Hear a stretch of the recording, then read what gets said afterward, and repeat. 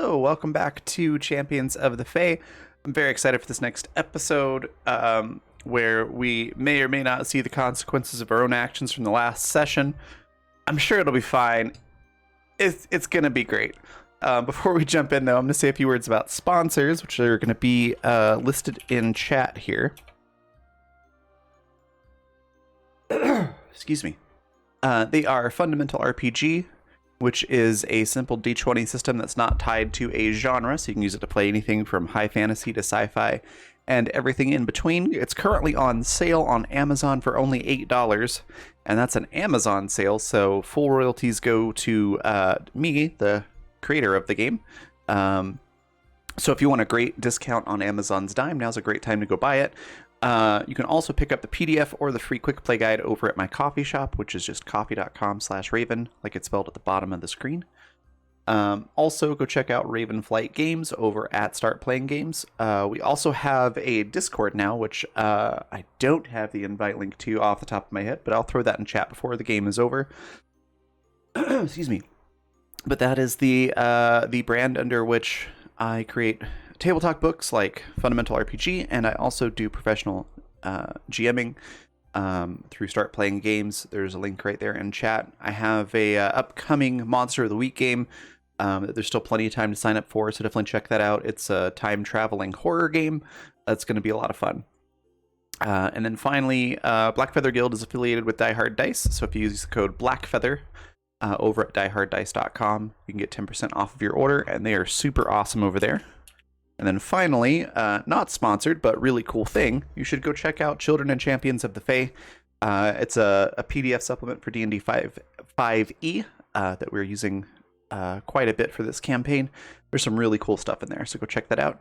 And then let's introduce everybody. I'll start with the top left with Anna. Tell us a little bit about Ilyana and yourself.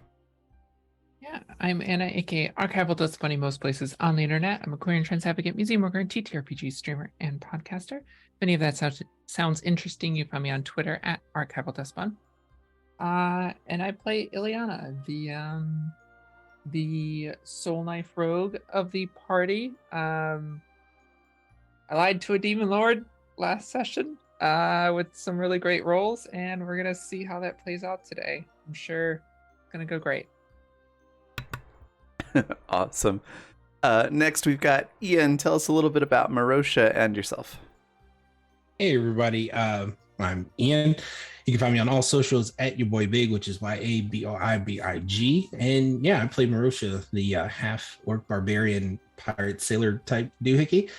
And yeah, right now I'm trying to, he's trying to figure out how to not have to, I guess, complete on his promise to hang out with a couple hags later.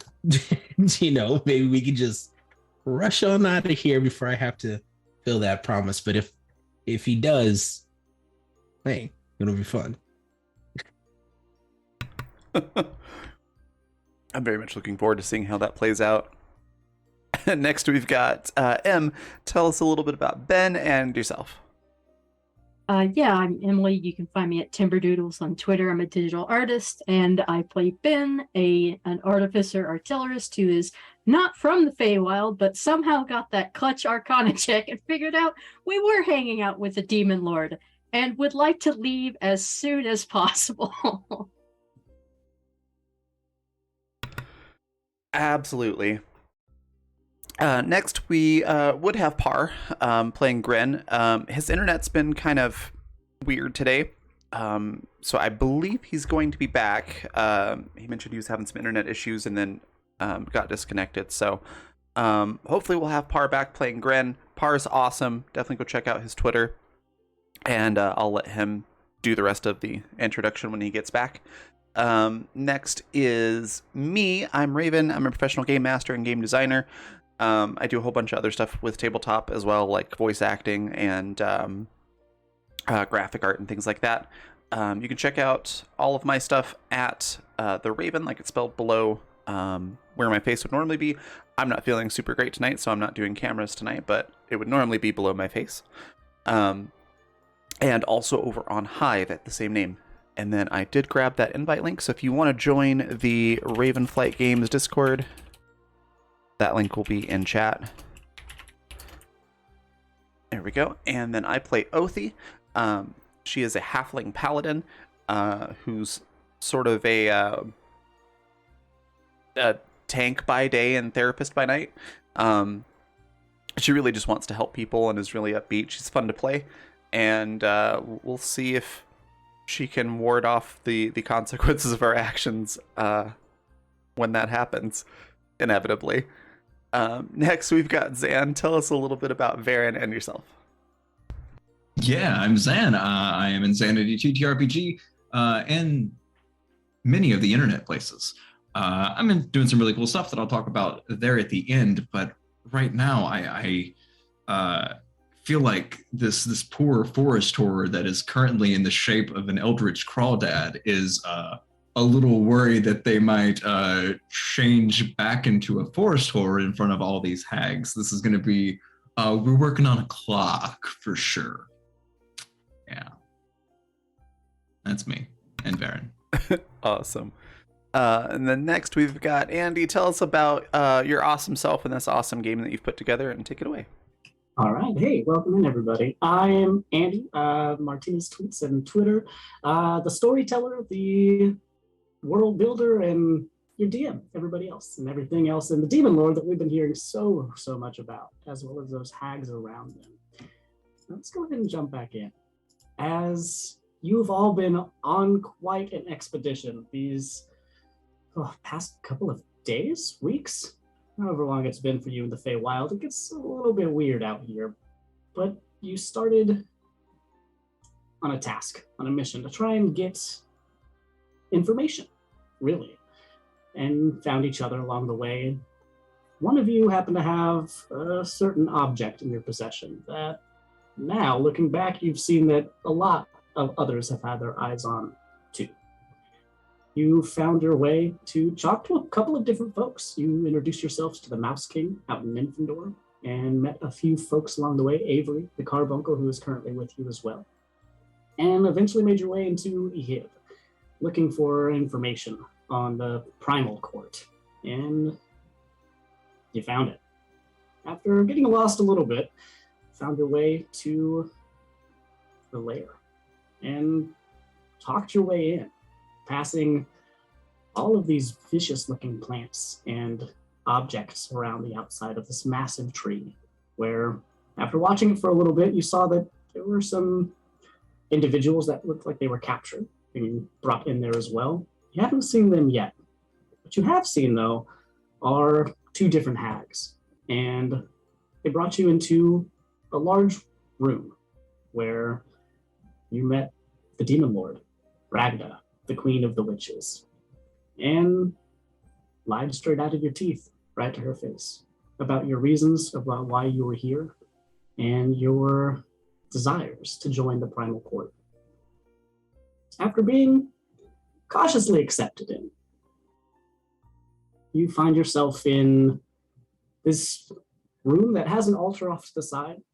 Ragda sitting up there with her massive mask and wild hair next to these two hags that are flanking her, one caked in mud and one sopping wet. And even in the presence of these two hags and the Queen of Witches, you pick up another deep, twisted energy as what little light there is in this room starts to flicker and fade, as next to Ragda, another form appears. And you see an 11 feet tall figure with dark, withered violet skin, long fangs and pointed ears, two gnarled goat horns twisting up in different directions under a mat of wet black hair. You can see that she holds a massive scythe that's decorated with skulls and bones and is emanating a deep necrotic energy, as the rest of them look towards her, and she looks towards you. You are all too young to remember, but my name is Ruthie, and she gives you a little bow. I was this close, so close, until that glittery summer bitch took everything from me. So close to this. And she gestures at everything around her. To what I should have become ages ago. She imprisoned me for a millennia because she was worried. Jealous is more like it. Naive to think I wouldn't make a return, but no matter how much she tried. No. I'll give them credit, though. I'll give myself credit. I was the one thing that got those two sisters to talk and be on the same page about something. But they wanted to get rid of me. Now, what they didn't expect is that I'm back. Now, the body that they imprisoned was fine, a mishap. But with my heartstone, it didn't matter. I took matters into my own hands, plotted and planned, made allies in these other realms. The Abyss, for instance. She glances over at Ragda.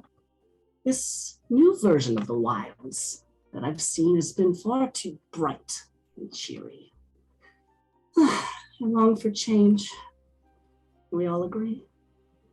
And so do you, it seems. So, you want to join us? Good. You all have useful skills. Of that I have no doubt. We made it this far and even bested a few of our own. All for the sake of being here. Now. Well, was it worth it? Time will tell. You claim to know the ins and the outs of the Summer Queen's court, is that right? This is information I could gather myself, no doubt. But to have it walk right in and offer itself to me, either an act of fate or a plot most doomed to fail, either way, we'll make use of you. That I can promise. But before we get into the explicit details, I have a task for you. I need you to eliminate one of us. Now, not us, mind you, but another hag who clings to the current wilds. One who doesn't see them for what they could be. One who's lost the true vision. Now, you see, us hags, hagkin, we typically don't like each other. Common goals are possible, of course, especially when we're talking sheer power and resolve. When those come into play, well. But long-lasting relationships, well, they can be fragile, to say the least. Some more than others. There's a thorn in our side. I want you to deal with it. If you can, prove your mettle, well, we can discuss more about whatever this is. The intimate details of our plans, our goals, the ambitions. If you're successful. Welcome. What say you? I think we would be glad to take on such a job. Just point us in the direction and we'll be happy to go. Do you have any items or magics that may help us? As a matter of fact, of course I do. And she reaches down, and underneath her scythe, she pulls out a long, gnarled stick that has kind of a forked edge to it. You use this to track them. And reaches out to you. As you walk closer to grab this, you feel a heavy, dark energy from all four of them, but really these other two that are up here. So, we have an accord. You'll do this, and you'll be back. We can talk a little bit more. Is that right? Well, I hope that us doing this will prove our mettle to you, as you say. Prove that we can help you further. Well, do you have a few more questions, actually? Of course. What are you doing here? And she looks down at Avery, the carbuncle, as he looks around and looks back at you all.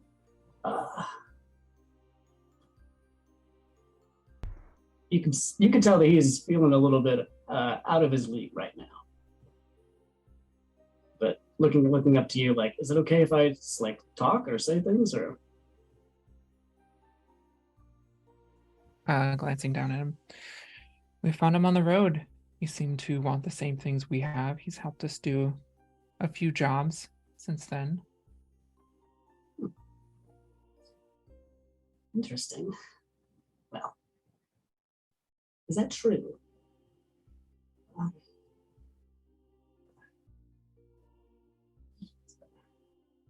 Yes. Listen. He's not you. Don't make me stab this carbuncle. As she looks down at another. As she looks down. All right. In that case, we'll hold you for collateral while you're out. Well, with that, you can stay. The rest of you, we'll see you when you're done. As Absolutely. Avery's eyes go wide. Is that sorry? Is that absolutely necessary? Because, of course, to help aid in our success of what you're asking us, we will need them. They do have a particular set of skills that are quite beneficial to this type of job that we're doing. If I might propose an alternate solution. I'm listening. Well, I mean, it's common knowledge that, all of us Fae are creatures of our word. So if we were to say with intention that they want exactly what the rest of our party wants, would that not be enough to convince you? Go ahead and roll me a persuasion check. With Okay. advantage, as Marosha was helping you out on this one too. I was about to say, can I help out? Yes, you already have. Awesome. I'm not sweating bullets over here or anything. It's persuasion, yeah? I just need another 32. It'll be fine. 25. That's not terrible. That's not terrible. Let's That's not go. terrible.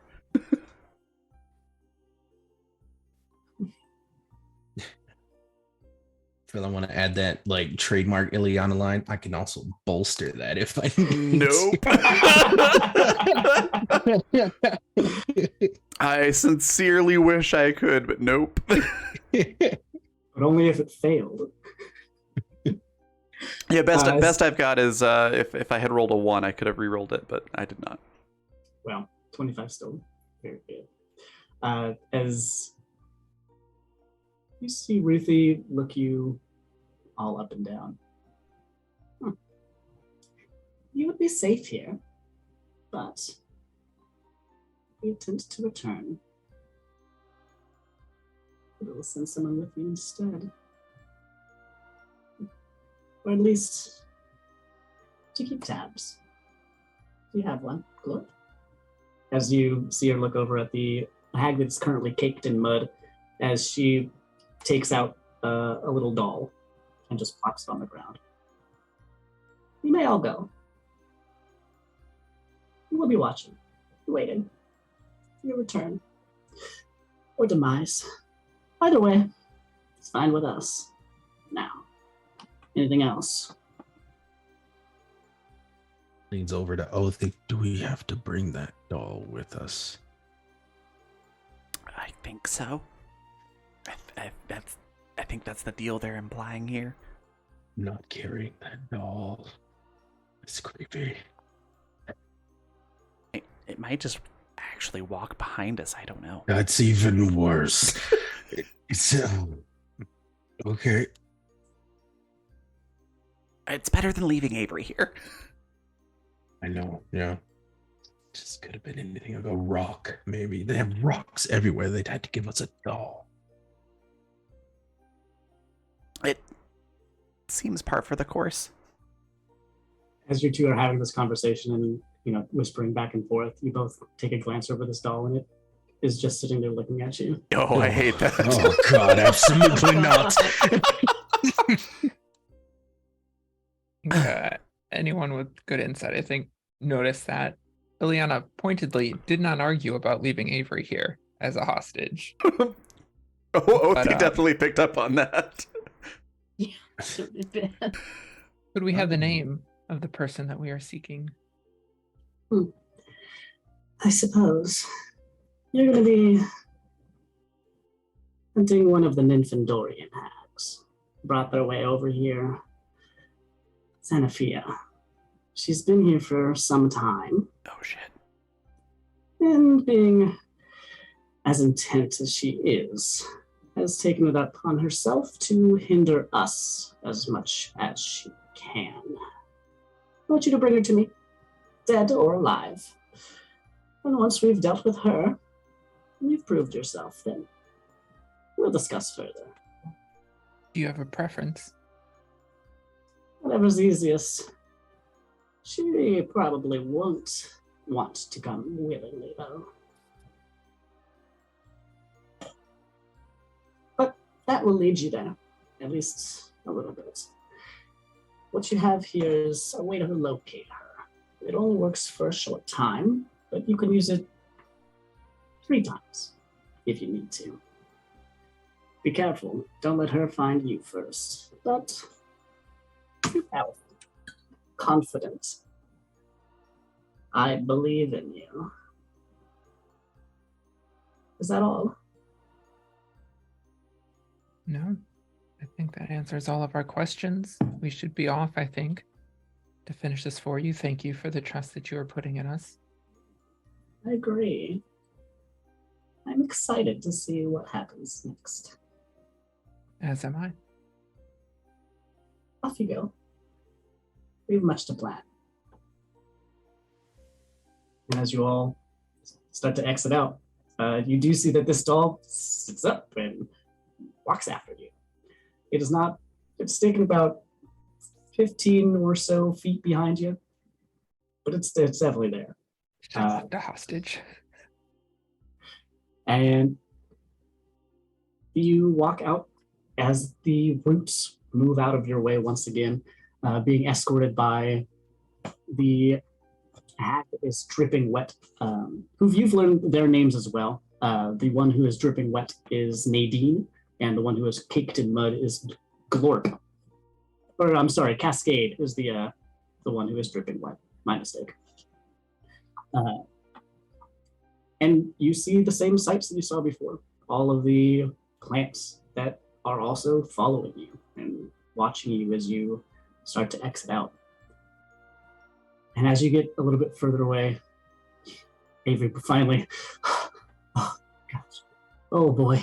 I was debating whether or not I should just tell her who I am and what I'm doing and everything. But I also didn't want to stay there. So wow, thanks. Well, we did tell her. Told her as plainly as we could. I say with a warning look. Yeah. And you can see that he's like processing everything at the same time. But now what? Are we gonna go do this thing? Once we are outside and moving away from this, I'm going to connect Psychic Whispers. I can only do 4 people. It really complicates this. I'm going to connect Avery, Oathie. Leave me out of it. If you tell Oathie, she'll let me know. Yeah, leave me out of it. Virhin, and I was going to leave Ben out of it, but Gren's not here player-wise, but we'll say that I loop Gren in. Yeah, so psychically, I connect the 5 of us, me plus 4 people, together for... How long do we get the free one? Free one's 1 hour. It's fine, I can refresh it. But yeah, I connect us psychically. Okay. We're out. That's what's important. We have the information. We have a choice now. We either do this job and infiltrate further into the court, or we go and save Maya. Psychically, Oathie replies, Oh, that's right. I forget you can do that. This is really unnerving. Hello, everybody that's on the line, Group I chat. guess. I vote the second one. I'm a little biased, but I kind of don't want, my hometown to be in trouble. Verin does not wish to do the bidding of these evil creatures. There's also that. Eventually, I'll need to go back and help out Gefelden. But anything that we can do to deter them, I'm game. I was thinking maybe I could find things inside if I stayed, but I don't know if they'd let that happen. It would be risky. No, it doesn't matter anymore.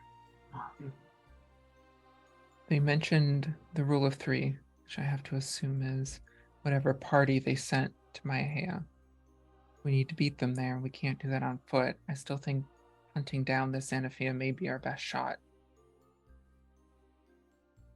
And just gonna bring her back, or No, have her get us to Maihea. Possibly bring her with us.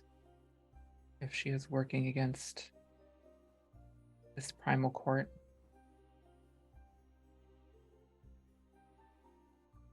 How are we going to do that without creepy doll thing figuring out what we're up to? By threading the needle, we're going to have to kill it immediately before they'll know something is up, but they won't know exactly what if we play our cards right. You think I can just smash it? I'd be down to just smash it. Possibly, but or if we're really lucky, what if it gets injured during the fight? If there is one. Not by us, but if it's something else, then it might not. I don't know how this thing works, though. if I have the chance, I could connect with Santa Fe the same way that I have with you all now, and we could fake a fight, at least to begin, have the doll destroyed, and then go from there. I like that plan. Why are you guys all looking at each other weirdly? Where are we going? Othi just shoots Marosha a look. We're What? concentrating really hard on what the plan is to kill the hag. Oh, I imagine Marosha and Othi have like some sort of hand signal thing that they do by this point. yeah. Well, it's a hand signal, but it's the look that you gave me. It's one of those, "Hey, shut up," and I'm like, "Got it." Yep. Yeah, And- something like that. Yeah. No, no. This whole time, Ben has been stealing little glances back at the doll, but there's this sense that it wouldn't even necessarily have to be, oh, this came from a demon lord. It's just, we're being followed by a creepy doll. This is the most uncomfortable thing. And if you're not actively trying to follow this doll, you do just lose sight of it. And you have to try and find it every time. But you do. Oh, It disappeared. I hate Oh, that he hates so that. much. He hates I can't that so see it. Where- much. Do I lose track of it? No. Not yet, at least. But it is, you are, yes. You could track this thing. As unfortunately as you have to. Yeah, I wish I could lose track of it, but I keep seeing it out of the corner of my eye, peeking through leaves and that. Oh, it's terrifying. I guess I will activate this. It was a stick or was it a staff? It is a large gnarled stick. Okay. It's kind of like a water divination staff, but it is made of gnarled swamp material. Okay. I guess I will activate it. We are in a hurry. Okay. And as you do, you feel that the vines start to get a little bit warmer and feel like they start to shift in your hands as the stick itself starts to bend and take over and point you in almost the same direction, but it angled you off a little bit. You were about 25 degrees off the mark, as now you are pointing in a direction. Now this thing will stay active for about 10 minutes, but after 10 minutes, you would have to then reuse another charge for this. This is essentially the locate object spell that has been trained on a specific object that they believe to be in Xanathia's possession.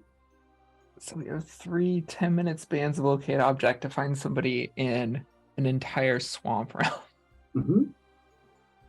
Great. By any chance, I don't know if it's the well. I guess it does depend. Sorry, what are words? The trees in the swamp. Does the moss? Is there anything like the moss grows on the particular side of them more than another side? Doesn't matter what direction, but is it like the same on all of them or anything like that? We're going ranger tracking. Yeah, whatever the side of the moss grows on a rock, that's north.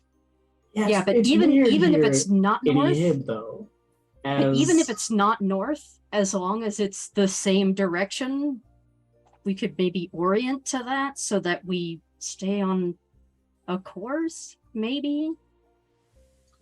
Ben, go ahead and make me a nature or investigation check. Ooh. Those are both. Oh, that's delightful. Can I open That's that a 27.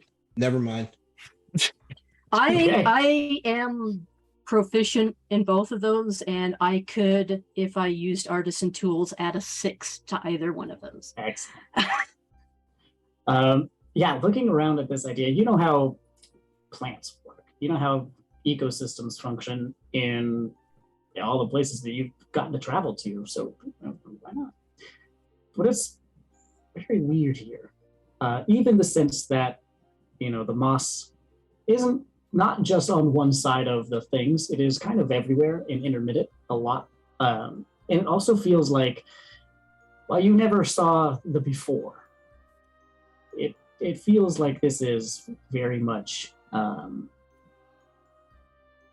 built to be a dark swamp where the moss can grow everywhere. And even one of the piles of mosses that you get to, it actually just gets up and starts to move away from you. And it climbs to the other side of the tree, just ever so slowly. They don't play by the same rules here. And this is, for Ben, incredibly baffling. Fascinating, but baffling and also frustrating. And the clump of moss that gets up, he kind of squints at it like he's thinking about kicking it, but he doesn't.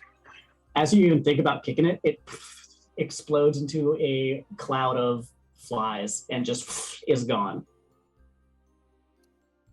I have a weird idea, and with current company, I'm probably 100% wrong, being that, Andy, what you do outside of this, isn't there a way, like if you're in an area to where like the magnetic poles are weird, that you can like put something on there to kind of like regulate it out, piece of metal, water, leaf, to where we can actually get like some type of heading? Or is just the Feywild that barbaric to where it just doesn't, it's not going to work? Yeah, that's a makeshift compass. Yeah. Yes so it and would no. still try to orient north. Yes or and no. toward something. So this is also now at the same time being a corrupted area. Hmm. So in any hip, you might be able to do that, and the swamp might fight you on it, but especially right now, you've seen it firsthand when you followed that other demon off for a full hour, that the swamp itself was shifting around. And now as far as north-south goes, it's still continuous, really. So if we were to walk to, here we have the edges of the realm, so you can get there, but it's still being manipulated by the demonic presence here. You could certainly give it a shot. It is possible, probably, but it doesn't feel like the same places that you have been before. It was just more so when we run out of charges, if while we're using it, we can kind of have like an idea, but it doesn't sound like it would be beneficial. So now the directionality doesn't really change too much though, right? If you're going in that direction, you'll still be going in that direction. That direction. Cool. Yeah, Ben was mostly concerned about, that we continue going that direction and don't wind up accidentally getting turned around in some fashion because everything looks the same.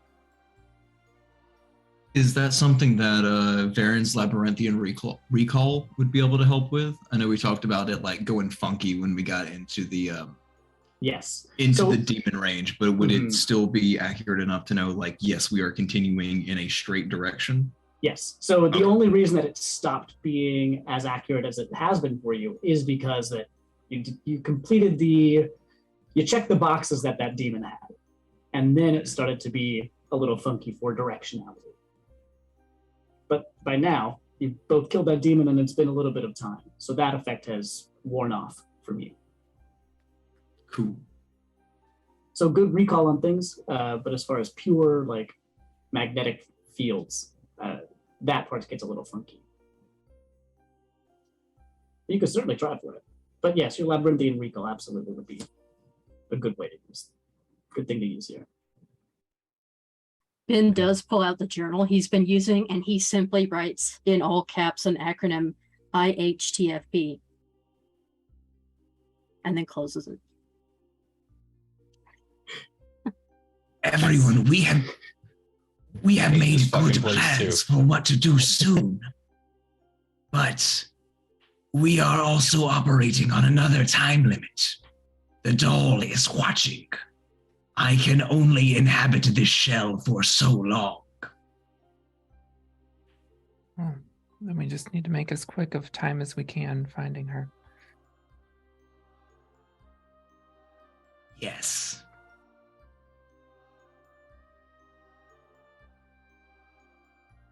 Do you all continue into the swamp, following the staff?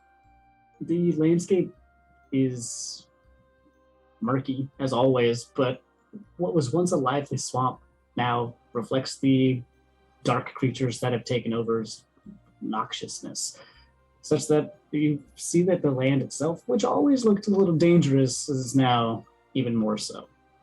As you see trees that are twisted by necrotic energy that look like a little more gnarled than they were. Vines that look like they could snare and grab creatures off the path that you make sure to give plenty of room to. As you continue down, within those 10 minutes, you're following the same trajectory, but you feel that the magic of the staff has officially stopped. You're still trekking through part of the swamp, but you have made a decent amount of time. You can continue going in that same direction or figure something else out. I think if people are following me, I would walk another 10 minutes before I activate the staff again. Okay. As you keep walking, you get more bits and pieces of what look like clouds or bits of fog that start to creep in. It has not gotten to you yet, but you can see it slowly billowing a couple 100 feet that way. Looks like it's moving slowly through the trees. As you turn back on the staff and redirect yourself, a little off, but still in the same direction, as you right yourself and keep going for another 10 minutes. And as you travel through, the life that exists here in the swamp is quiet. There isn't a lot that you're seeing here or sensing here. It feels like things are either not around or already dead. Trees are here, but even those look like they've been having a rough time. As the end of your next 10 minutes come and go, you've moved further into the swamp, and you see that the clouds, the fog, has started to get a little bit closer.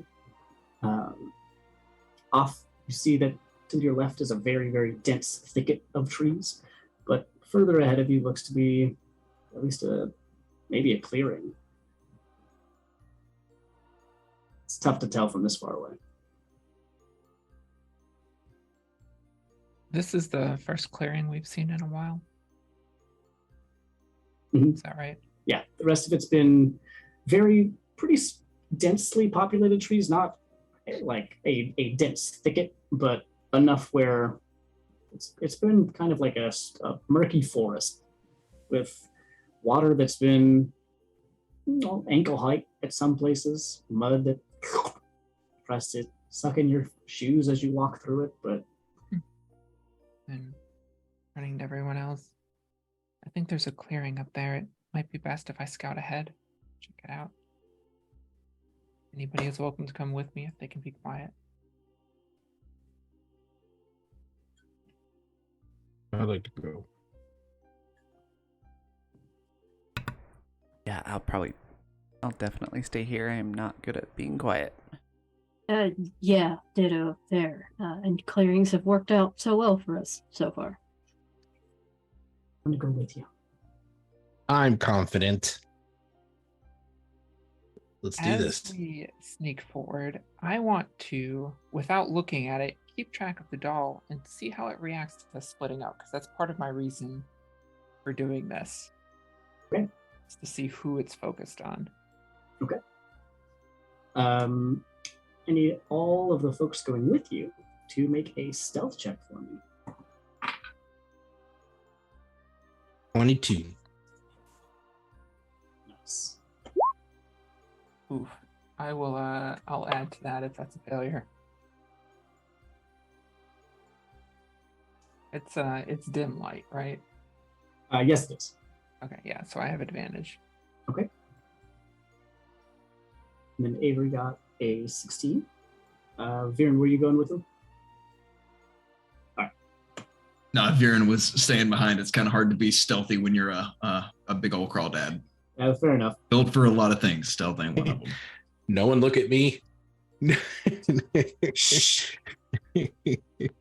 As the three of you move up, and Leon, as you keep note of where this doll is, you notice that while you don't have like a sense for it, you can still track its movements. And it is kind of clambered up on top of a larger dead-looking tree in a sense where it's trying to get the most visual to try and keep everybody in line of sight at the same time. That's good to know. As you all make your way to that clearing, you can see that there are pretty good wall of trees around, and the grass inside, because that's what some of this looks like, but others look like more vines, and there's other bushes, and there's even a handful of odd light blue and light pink flowers off to the side. And there's, in the center of it, a boulder that's just sitting.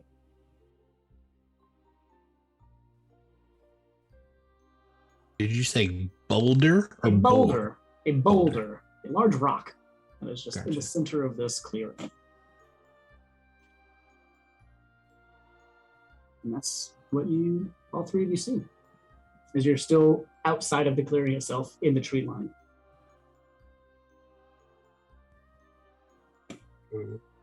Ileana squats there for a few moments, maybe a couple minutes, just to see if anything changes.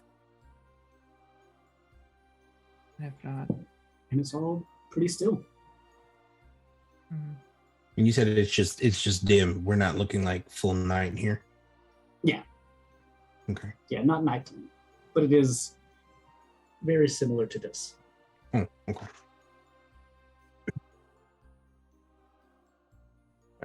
What do you think? I'm not sure. Could be something alive, magical, could be a trap. It's a big rock. I think it's important.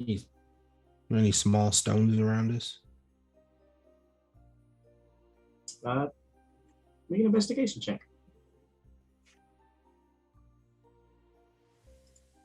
This could be great. This is how giving the swamp is. 17. Sweet. You found a couple of them under the roots of one of these trees. Now, this Go tree pick looks up- like it is not healthy, but the rocks, perfectly fine. and pick up a stone, look at Ileana. I could toss this close to it. Not necessarily hit it, but see if anything happens. I ran out of ball bearings. Give it a shot. I mean, I have mega ball bearings if you need it. Yeah, we'll save him for something else. Found a perfectly good rock, and I'm going to toss it towards the boulder. Okay. Go ahead and roll an attack for me. Are you aiming at the boulder or just near the boulder? You know what? I'm trying to hit the boulder. Okay. Go ahead and roll an attack for me. Cool. Just straight up unarmed. Yep. Unarmed dexterity attack. 16. Okay. As your rock clicks off the boulder. You wait. Nothing happens.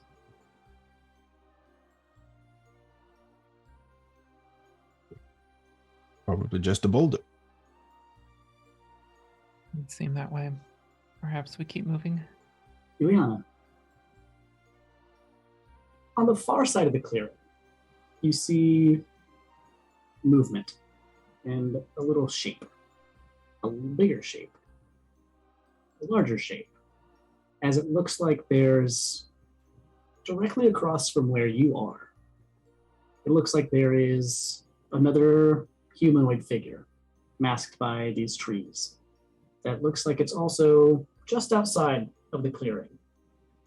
Now, with that perception of yours, you saw it move a little bit, but it's still deeply in the shadows back there. There's somebody else here. Of course, there's always someone else. I'm gonna grab a javelin off my back and just hold it ready to chuck it just in case. There's no reason to fight just yet. Might be able Never to get hurts a to better be look. ready. Yeah, if you want to get closer, that's fine. I'll stay at a distance just in case. It's better to be ready. How, with this clearing, how far would I have to go if I wanted to like circle the outside of the clearing? Is it like a really long ways? Is it a big clearing or is it smaller? Let's see. Yeah, it's not huge. It's about it's not a perfect circle by any means, but it's about 300 or so feet across with the boulders smack dab in the center. So it would still take you maybe a couple of minutes to get all the way around, but it depends how much energy you wanted to put. You could be very fast when you want to be. So It's true.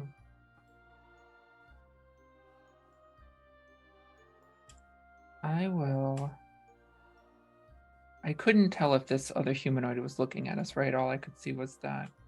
there is something over there, yes.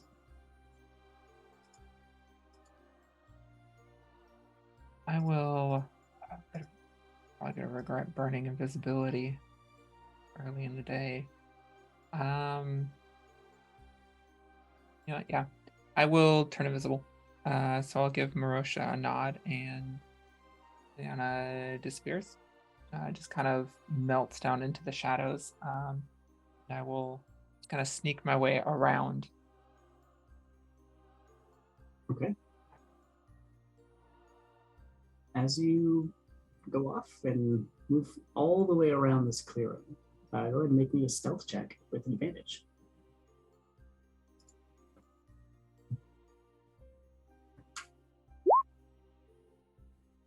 $28.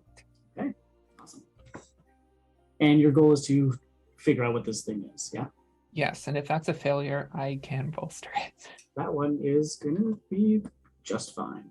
As you move silently and invisibly all the way around the side of the clearing, you get to where this thing, a little bit away from where this thing is. You're not getting right on top of this, but enough where you can see it and perceive it. And it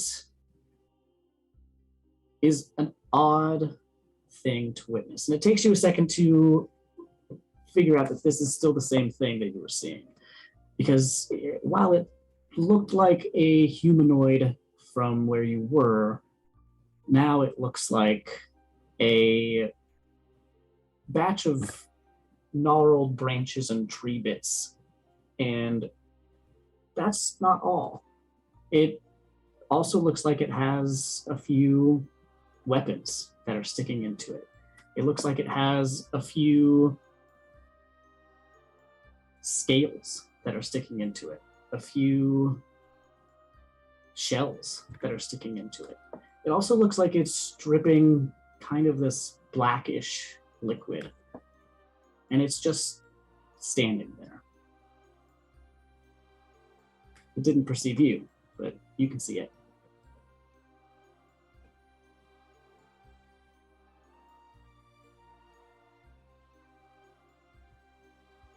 Where is it watching the clearing, or? If it had a face, you would be thinking, yes, it's kind of looking in that direction.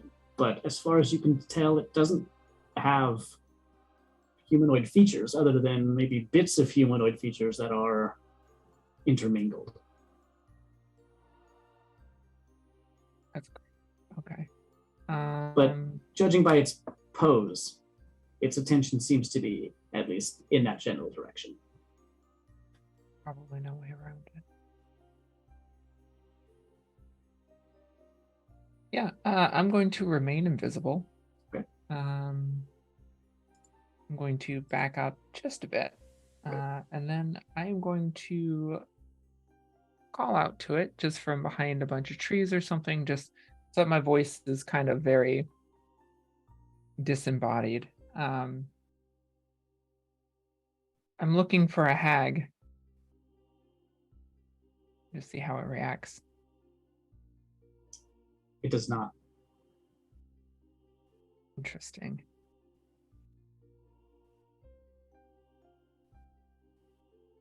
Huh.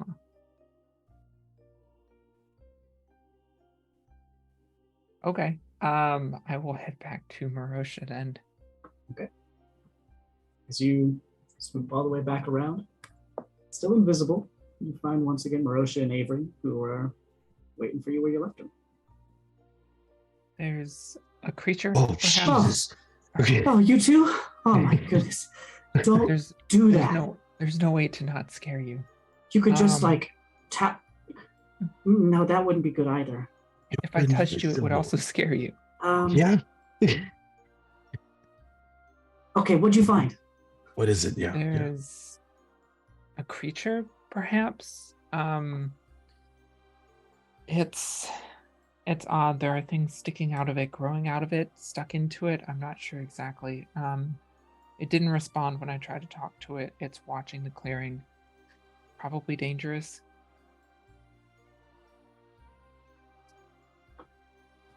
Do you think maybe it's something that Varen could speak to?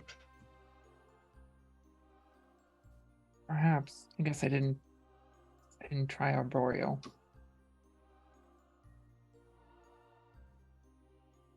Didn't make any noise or anything. Maybe we can kind of It- identify that it speaks, or It didn't even respond. It didn't react to me saying anything. I don't know if it's lying dormant or if it can't hear.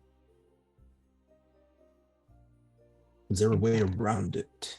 Maybe we can just It'll add move some on by. distance, but we could try. We only have one charge left on the stick, though. That's the issue.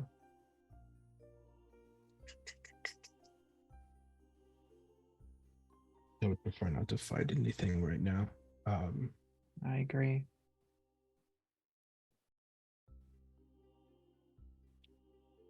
Regroup. Regroup, maybe a long way around. Yeah, let's regroup with the rest. Okay. As the three of you head back and meet up with everyone else. Possible And- danger. Ileana, you could still tell the dot was still perched up on top of the tree. Is it watching me while I'm invisible, or is it watching You didn't the check. others? You are with everybody else, so it is still currently watching where you are at. But as far as is it watching you specifically, or just the group that is coming together? Unsure. I'll figure it out in a minute. Yeah, so you all hear a disembodied voice coming from next to Marosha. There's possible danger ahead. We're trying to avoid a fight. We may want to take the long way around. Problem is we only have one charge left on the staff. We have to be careful.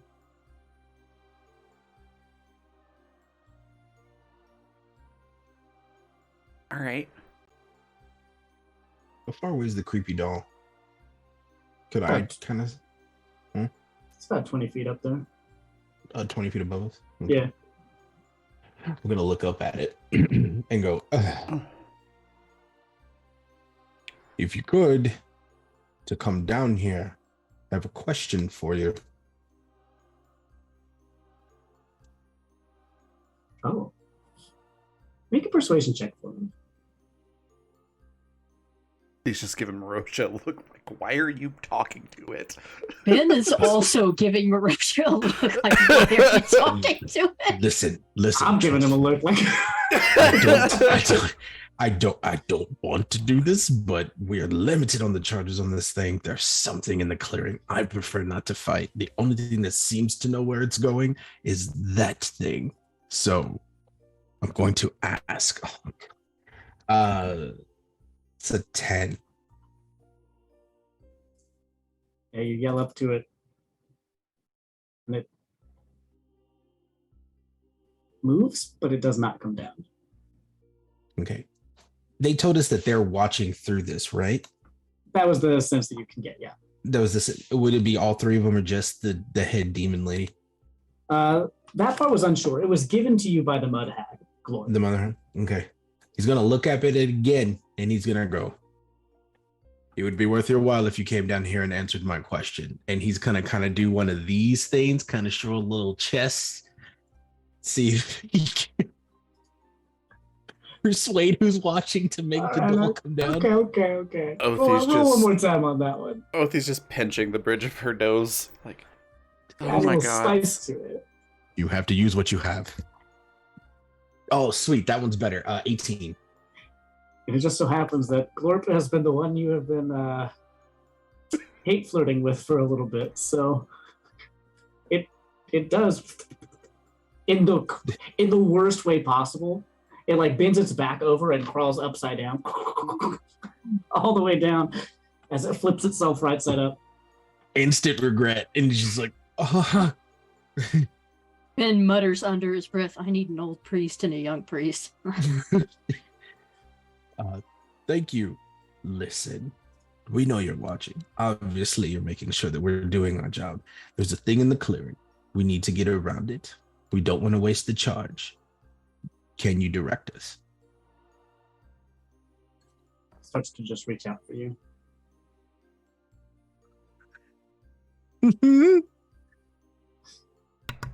Go on, Marosha. Use what you've got. You know what? I'm just look. I'm a kind of steal himself. I'm a big, strong man. I'm gonna pick up the doll and I'm gonna put it on my shoulder and I'm gonna whisper to it, "Come on, something as lovely as you could help us out." And just look at Othie with this look of. As soon as you touch this doll and just start to bring it closer to you, you can feel that this is deep necromantic energy that is just like just hanging out, just right there on you now.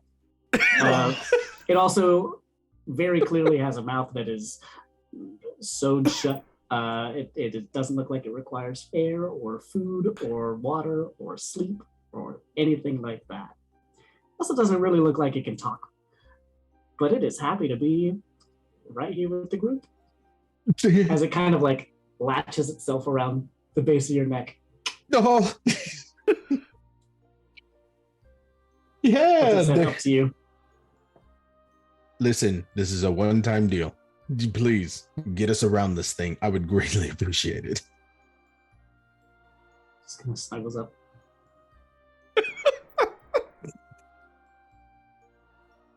You know what? And it points just straight into the clearing.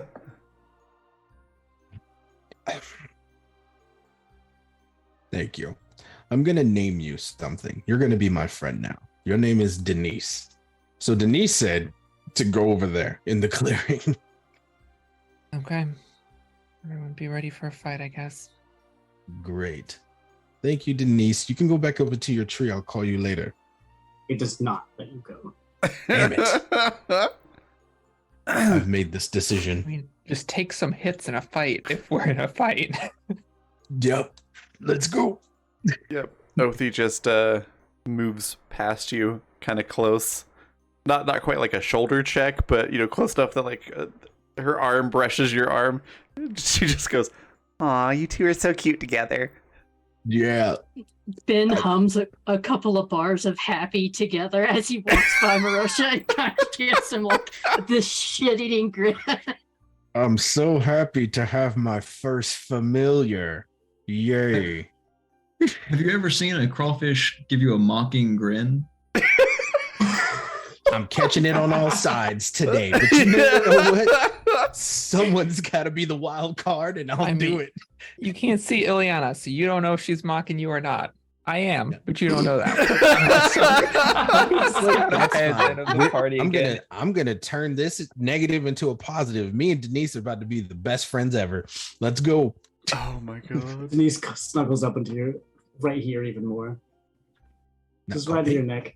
It's okay. Calm down. She's scratching. Now. We're gonna figure this out. Okay. All right. Necromancer doll. And with that, we're going to go ahead and pause here. We're going to take a little bit of a break, and we'll be back pretty soon. Perfect. We'll be right back. We'll find out what happens with this doll and the boulder. Only good things.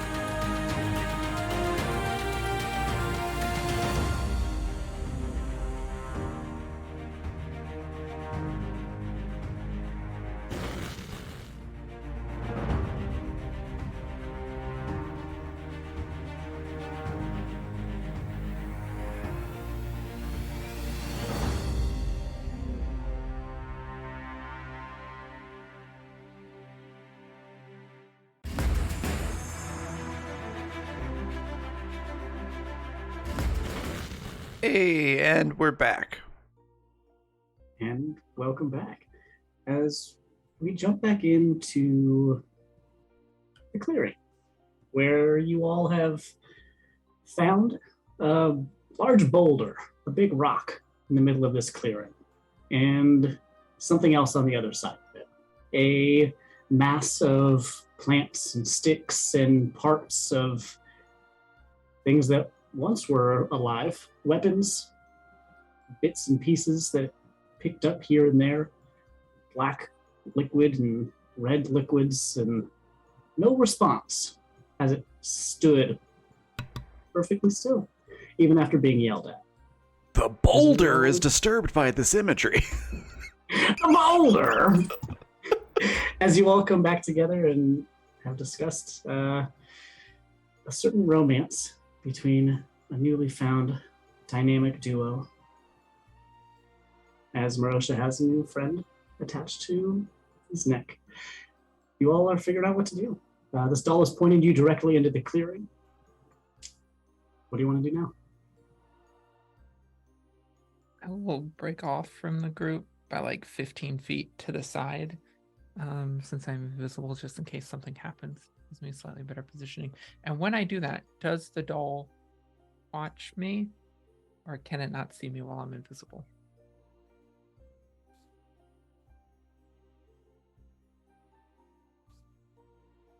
As you move off and watch this doll and see if there's a reaction to you going anywhere, it doesn't seem to notice. Interesting. Okay. As far as you know, not in its line of sight.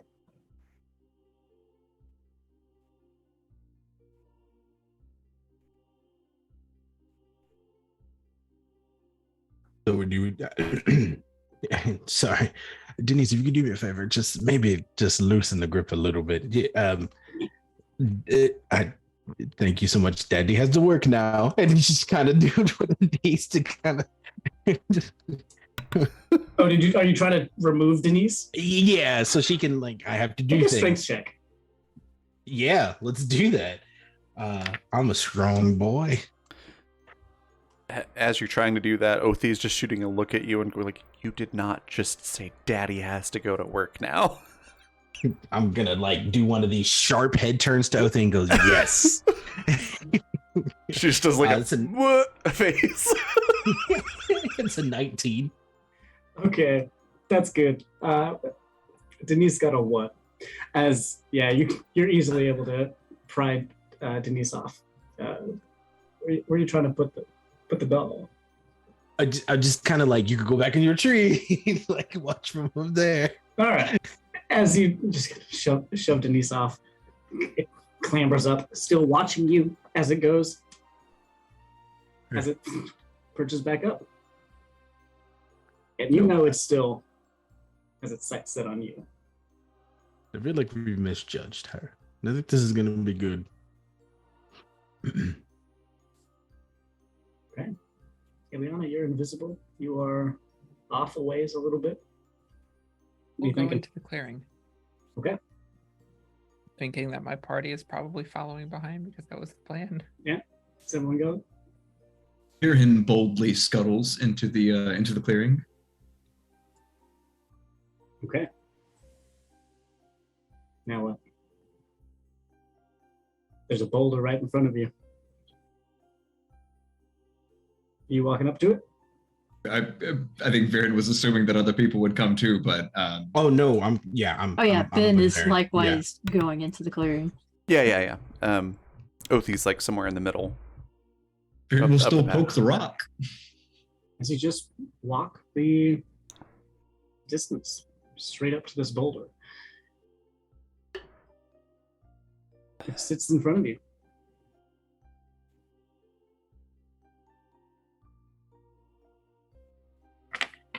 I'm moving, unchanging. Yeah, Varen pokes it. I'm gonna use Divine Sense to detect good and evil. So let's see. Until end of turn, you can see anything affected by the Hallow spell, or know the location of any celestial fiend or undead within 60 feet that is not behind total cover. Am I getting anything from the boulder? That was, run me through the end of that list real quick. Let's see. You can know the location of any celestial, fiend, or undead within 60 feet that is not behind total cover. None of those around.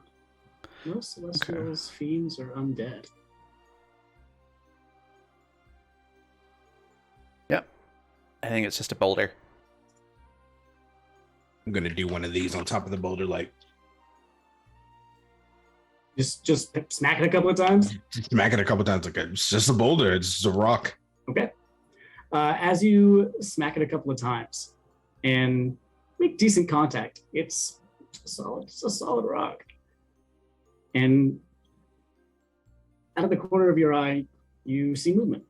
Ileana, you immediately pick up with this as well, as that figure that you saw earlier, the mass of plants and parts emerges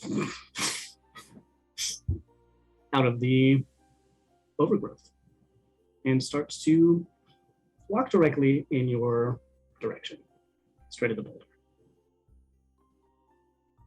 Good company.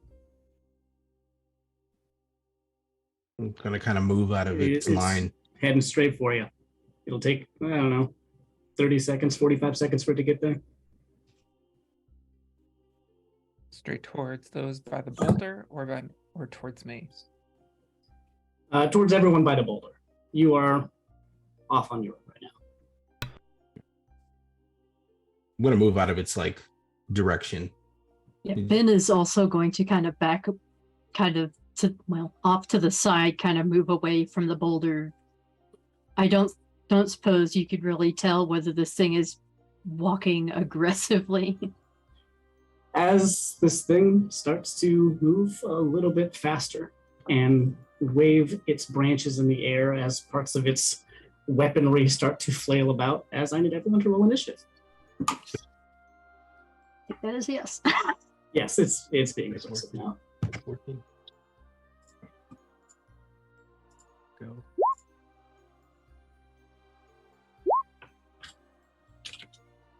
I would also like to, which one is it? Skirmish nature as we roll initiative.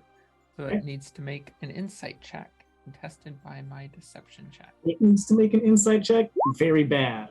3. Against my deception, I cannot roll lower than a 14. That's an 18. Amazing. So it is surprised by me, which I guess I'm invisible, so it is anyways. Okay, yeah, sure.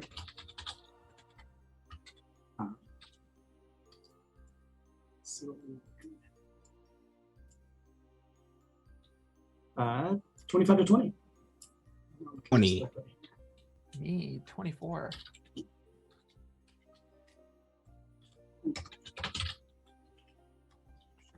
$15 to 20. Looks like nobody. 10 to 15. Also nobody. And then we had Ben with a 7 and Viren with a 6. Oh, you also had a 20. Yes, I did. Okay, cool.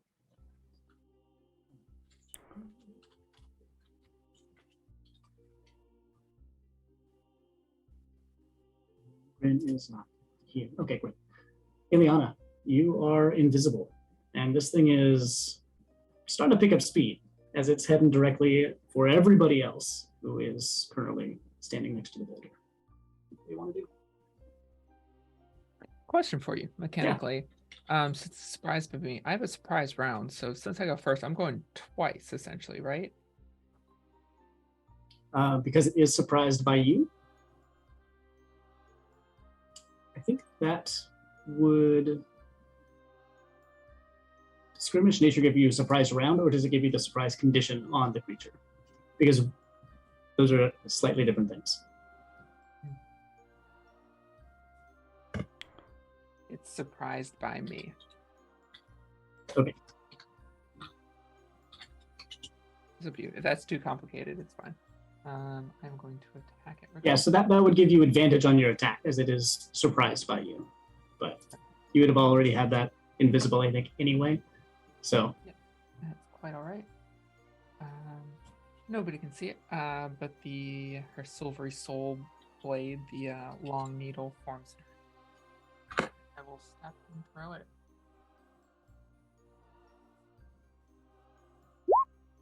Uh, 21. A 21 is going to hit.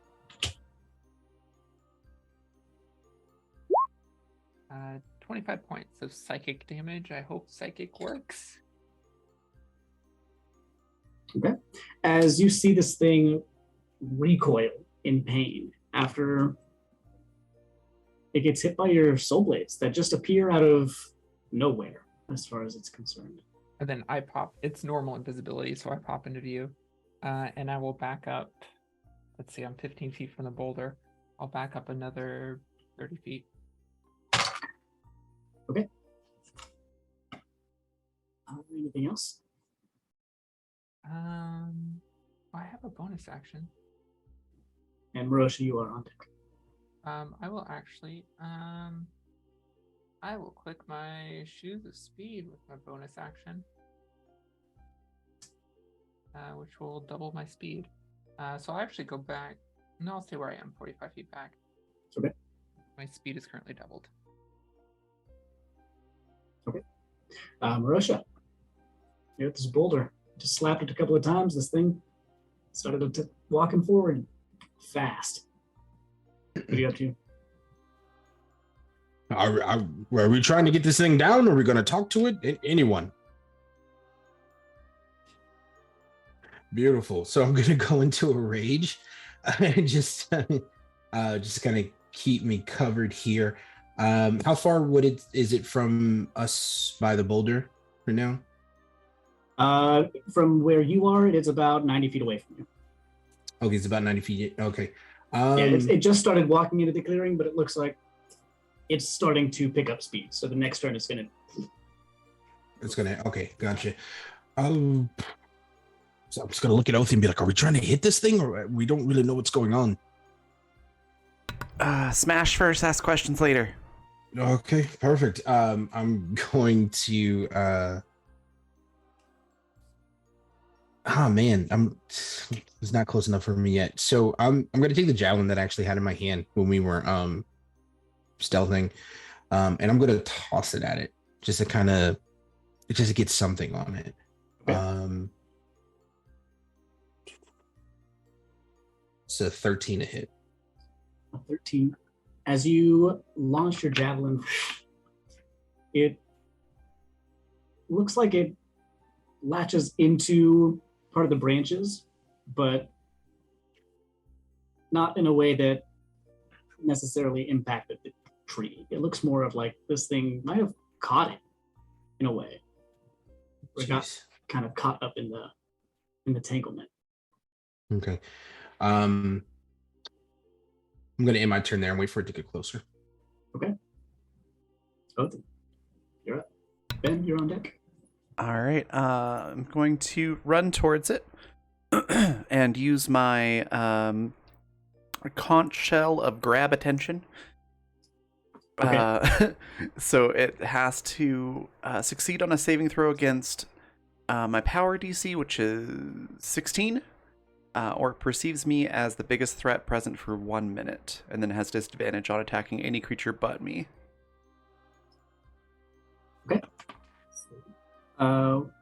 That is a... I'm sorry, what kind of roll was that again? It just says they must succeed on a saving throw against the power DC. It didn't say what type of throw. Oh no, so what's the power then? So I'm using... So it's 8 plus my strength plus... Oh, okay, strength. Proficiency bonus. Oh, okay. Gotcha. Yeah, it's whatever you were using. It was a 21. Okay, so it succeeds at that. And then I will cast Shield of Faith on myself. So my AC will go up to 23. Excellent. And then I will just stand there menacingly. Okay. Sounds good. Ben, what are you up to? You said this thing is about 90 feet out, yeah? Yeah, roughly. Okay, that's a nice safe distance. Ben is going to take out that arcane firearm, and it's a tree. Trees typically don't like fire, so he's gonna give that wand a bit of a swing and good old firebolt. That'll be a 29 to hit. Yeah, that'll do it. And let's see. That's 8 fire damage, but arcane firearm I get to add a d8. So that will be 14 fire damage. Okay. Excellent. Good shot. You have a movement or a bonus action if you have those. He's gonna stay put right where he is. Okay. Viren. So you said 90 feet away? Yes. Great. Viren is going to walk 30 or scuttle 30 feet towards it. Okay. Clack menacingly, and gonna hold my reaction to attack when it comes in range. And I'm gonna go ahead and let you know now, it's gonna be a reckless attack. Okay. Sounds good. As this thing leans forward, and with this 3 massive tree trunks that are acting as legs, starts rolling towards you as it jumps up in the air about 5 feet after moving 30 feet forward and dives into the ground as it burrows down. And it is no longer in sight. Except to you. Oh no, wait, you are not in that form. None of you know where it is, as it currently isn't in view. Ileana, what do you want to do?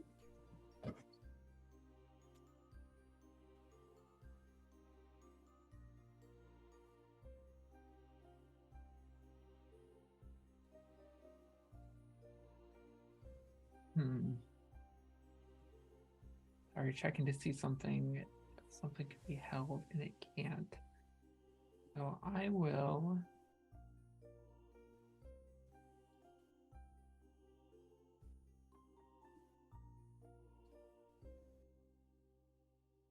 this feels like it's going to be a drawn out fight, so I am going to use my Facing Fears feature to give 5 creatures of my choice. So the party. AC bonus equal to half of my charisma modifier rounded up. So 2 charisma modifiers 4. So I give everyone +2 to their AC as Ileana kind of stands firm against this thing and emboldens everyone. My AC is now 25. Holy cow. We're in here now. And that's... I don't have anything else. Nope, that is my bonus action hide. 'Cause why not? I'll find a tree, I'll hide. I have 60-foot movement, so. Marosha. Stealth? Oh, is there anything else in there? Do you want me to roll stealth for that hide? Or? Yes, please. Where are you hiding right now? Also, I'm gonna step. I was 45 feet back. Am I near the edge of the clearing? the boulder is in the very center. So depending on which side, still roughly about 150 towards each of them. So if you're about 45 feet out from the boulder, you're still a little bit of ways away, about halfway. So I guess there isn't anything to hide behind. That's fine. I'll just end my turn. Okay. Marosha, you're up. This thing went into the ground. Great. So I got this bag of sand that I bought. And it's got a couple charges on it. I seeing that it's gone, I don't want to be seen, and seeing that there's nothing that I could necessarily hide behind because Ileana tried to, I'm going to take a little bit of that sand and sprinkle it on my head because it lets me go invisible. So I just read my notes. I have a bag of sand that makes me invisible. This is great. So I want to do that, and I kind of want to just I want to use my full movement, which is 40 feet, to hopefully get to like the edge of the clearing as well, like while I'm invisible. And I just want to ready in action until I see this thing again, just sitting there invisible.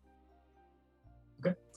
With your 40 feet, you get about almost to where Ileana is. Are you heading in the same direction as Ileana, or are you heading in a different one? I'm heading in a different direction. So, like, let's say if she's here, right? This is her. Yeah. I kind of want to go here.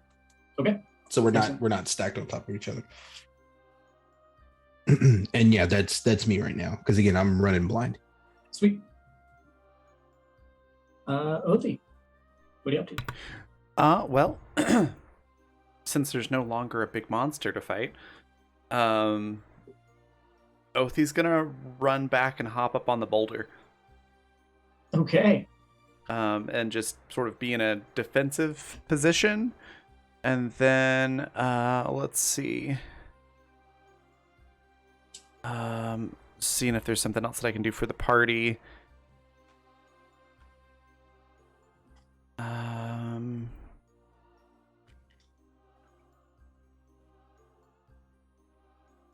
don't know. Yeah, I don't know if it's 30 feet from me.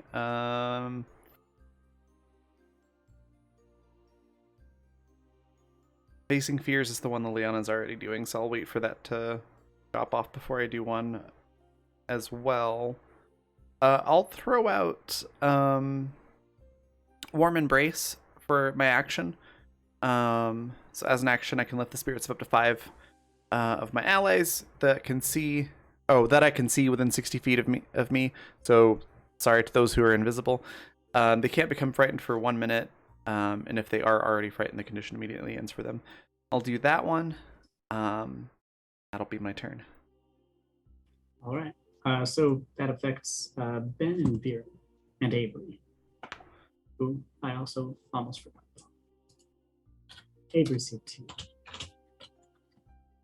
Okay. Yep, that's my turn. Awesome. Next is actually Avery in the order, as they also get into a defensive position and start circling around the rock, looking for where this thing's going to pop out. Ben, what are you up to? How big was this thing? This thing was large. It's about at least 10 feet, maybe a little bit more. 10 to 15 feet. Not quite, a whole tree that is right next to you, but it looks kind of like an amalgamation of several different trees. Being on the ground seems like a bad idea right now. So those spectral wings kind of unfurl from his boots again, because wing boots are just the best. And Ben's going to use his movement. Gonna move about 20 feet up into the air, and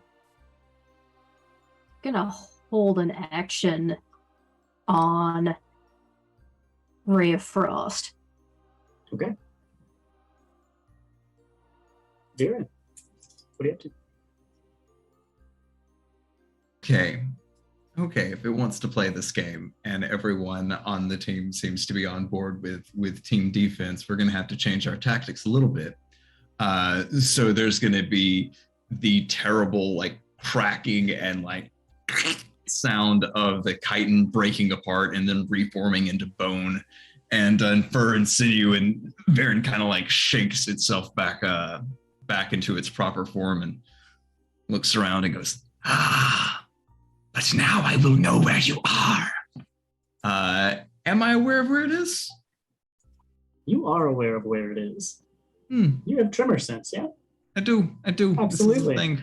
And as soon as you get back and you touch the ground, you can sense where this thing is. As it has traveled, it is fairly close to you. It is really in between where you and Ileana are. So it looks like it is heading in your general direction towards the rock. Okay, cool. So, does it seem like it's moving towards the top, or is it like hanging around deep? It looks like it is up on its way to. You Cool. feel it as it has now changed directions and starts to come back up to the surface. Great, that is good to know. I am going to hold a 3rd level spell for when it pops up. Okay. What spell would that be? Oh, that would be Erupting Earth. Oh, okay. Well, immediately, you see the ground beneath you start to open up as bits and pieces of wood and bark and bone emerge from the ground as you cast your prepared spell. Tell me, what does emerging earth look like? I think as Viren feels it move and start to come up to the surface, Viren just kind of eyes kind of gleam orange for a second. He goes, "Yes, yes!" And Viren will like reach down, dig his hands into the dirt, and as he pulls up the little bit of like dust and mud in front of him, right underneath where the creature was about to pop up, suddenly erupts underneath it with a huge spew of like dirt and mud and ick just everywhere around it. Excellent. And any creature in that area needs to make a dexterity saving throw. Would try to not get teammates in it, but this is dramatic. True. Will this also enact like my held action since I'm kind of over there, or am I too far away? You are. What held action was that one more time? Is that a melee attack or a ranged attack? I was a melee attack. I'm gonna jump this fool. If you had held your movement action, also you can get over, but he's not coming up next to you specifically. Okay. Got it. Am I in that 20-foot cube? Yes, you are. Okay. Likewise for Ben on held action, Ray of Frost has a 60-foot range. Ray of Frost will activate then as soon as you see this thing come out of Do you want me to go ahead and? Yes, go ahead and do that too. That'll As be these a things would be a simultaneous occurrence. Oops. That was a 19 15. hit. You say 19? Yes. A 19 does hit, yes. Nice. Ooh, that's 4 cold, but arcane firearm. That'll be 10 cold damage. Excellent. As this frigid, kind of bluish white ray of cold shoots forward and hits this thing. And fortunately, Ben is 20 feet off the air, so I'm assuming he doesn't have to worry about erupting air. Oh, he is 20 feet up off the ground. Earth doesn't know. Oh, Earth's not up there. Okay, great. That was cool. But who is in there is the boulder itself. And let's see, how high up would this affect? Oh, wait, I almost forgot. On a hit, it takes the cold damage and its speed is reduced by 10 feet until the start of your next turn. Okay, good to know. So my dex save was a 15. Okay, yeah, Viren, what is the dex save for Erupting Earth? That is a 15. Okay, excellent. And that is the actual damage was 15 damage as well. So Okay. half damage. This thing also managed to just make a 15 as well. So me and friendly creatures within 10 feet of me have resistance to damage from spells. Remind me what resistance means in math terms. That is half damage. Okay. So I take half of half. Half of half damage, yes. Okay. Numbers are hard. Yeah, especially when they give you an odd one. But All right, so that's 4 damage. yes. Okay, great. This thing made its dexterity save, but it still got hit by half of that damage. As now And this it's still entire difficult area, terrain. it is all difficult terrain, yes. Excellent. This thing has also been slowed and hit by the Ray of Frost, so now its movement is halved. And the boulder itself is steady. Oh, the boulder's doing good, actually.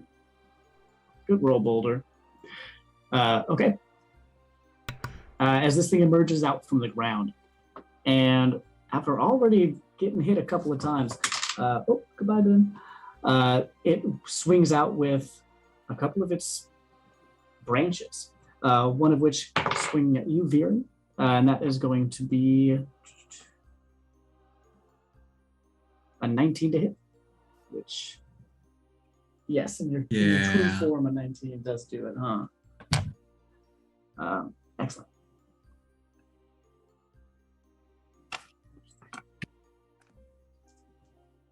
And that is going to be 10 bludgeoning damage as it swings down at you with one of its arms, as bits and pieces of plated armor are stuck inside of it that just hits you square in the ribs.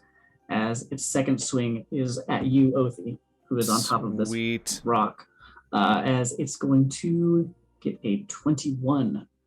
That is not going to be enough. That will miss. How do you block this one? You have a lot of stuff going on right now.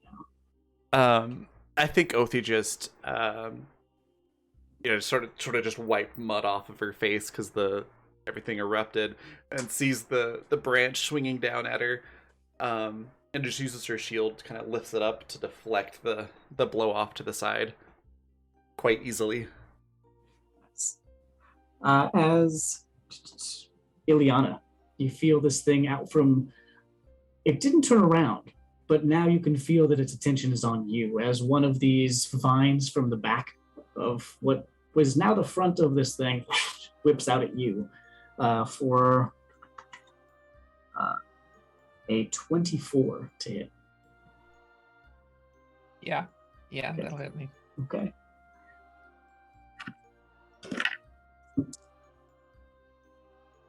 And that is going to be 14 slashing damage as this thorny vine whips around you, and you are currently grappled by this thing. Well, I will uncanny dodge to half the damage. Okay.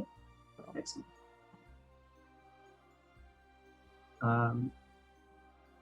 Yeah, this thing still is able to just wrap its vine around you.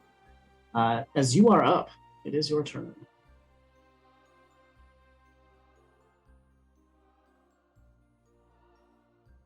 So I was reminding myself of Ooh, actually. Oh, yes. I just noticed I have the Sentinel feat. When a creature makes an attack against a target other than me, and that target doesn't have this feat, you can use your reaction to make a melee attack against the attacking creature. Would that apply here? Yes, it would. Awesome. Yeah, let's. Is it attacked Viren, who is right in front of you? Let's try and hit it. That is an 18 to hit. That is going to do it. Fantastic. Warhammer. One-handed. Damage. So that's 11 damage. I can't remember. Can I add smite onto that with this type of attack? The sentinel attack. That's a good question. Because it seems like an attack of opportunity, so I'm not sure what that. Yeah, it's still a reaction. And I think smite needs to have an action with it. Okay, cool. Well, then it is just 11 damage. Okay. So very good. Ileana, you are wrapped with this thorny tendril from this plant. What do you want to do? How hurt does it look? Can I tell? It's hard to tell. I mean, there's weapons sticking into and out of it at the same time. There's the psychic damage that you dealt earlier. There's the physical damage that it sustained. It doesn't right now look like it's slowing down, but it doesn't look pretty either. It's already been leaking, and existing in this state. So Yeah, it's normally I would just fight it while grappled, but this thing looks like it pulls stuff inside of it, doesn't it? Like, is that the sense I get from all of these different things sticking out of it? roll an insight check or a nature check. I'll give you either. I will definitely go insight because it is 9 higher. Okay. That should be a 12, and if that's a failure, I will, I will boost it because I need to know this information. Okay, go ahead and do that.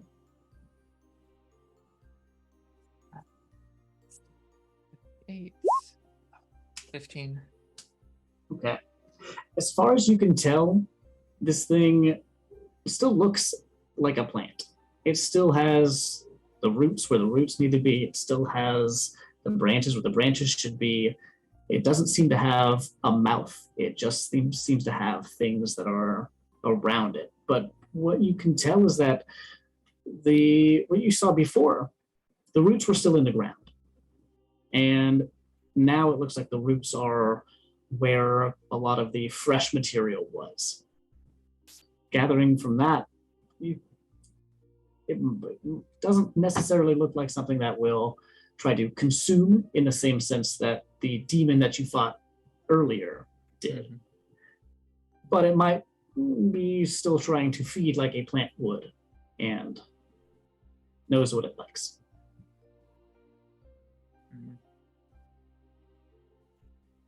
I'll trust my party and take a risk then. I will take a deep breath and steady aim, my bonus action. And I will, and my soul blade appears in my hand, and I will stab down into it. That gives me advantage. Okay. 22. 22's gonna hit. I'm hunting for a crit forever with her. Will not give it to me. 28 points of psychic damage. Okay. Nice. Speaking of crits, we do have Marosha has 2 advantages, and Varen has an advantage, and Andy, you have an advantage as well. Up on the board. Thank you for the reminder.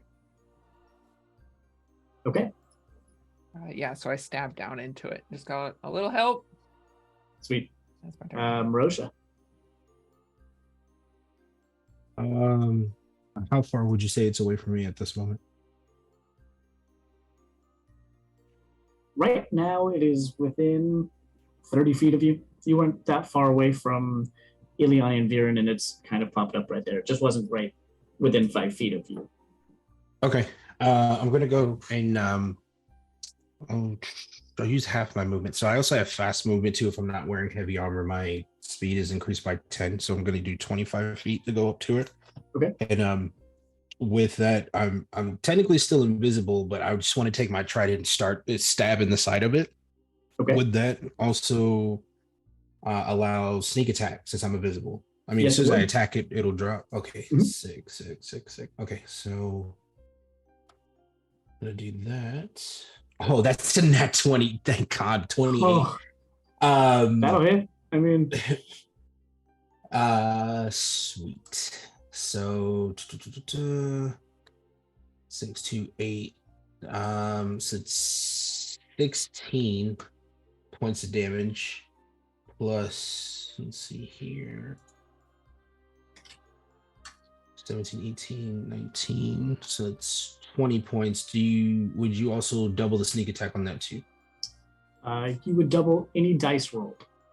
Okay, so that's 24 points of damage on that first attack. Okay. And then after that, I'm going to do my second attack and just dig the trident deeper into it. And that's a dirty 20 to hit. That'll still hit, yeah. Beautiful. And that's going to be 11 points of damage. So altogether, 35 points of damage. Okay. Excellent. Cool. And then bonus action, I'm going to a cunning action disengage and then just yell at Ileana like, I hope that helped, and just kind of like work my way around the thing. I don't want it to see me or perceive where its face is, and just kind of like I'm huddling around it. I'm gonna stab it again when it comes around. So Okay. Othi, that's me. Yeah. you're on top of this rock. Othi just calls out to Ileana, I'm on it. Hey, you, pay attention to me. And I'm gonna attack it. And hopefully I hit so I can do a thing. 14 to hit. I'm guessing that does not. 14 is not going to make it. Okay. And the second attack. 23. There we go. 23 definitely will, though. Yes. Fantastic. All right. What do I have left for spell slots? Oh yeah, I've got second level spell slots left. Fantastic. So let's go ahead and expend one of those to smite it. I'm also going to add goading attack. When you hit the creature, you can expend a superiority die, which is a d6. So I'm going to add that to the damage as well. And then it has to make a wisdom saving throw. On a failed save, it has disadvantage on all attack rolls against targets other than me until the end of my next turn. Okay. So let's do this. All right, first off, main damage is 10, 13, and then for smite, is this considered a fiend or undead? This is not a fiend or an undead. Okay, so that is 2d8 plus 1d8, so 3 more d8.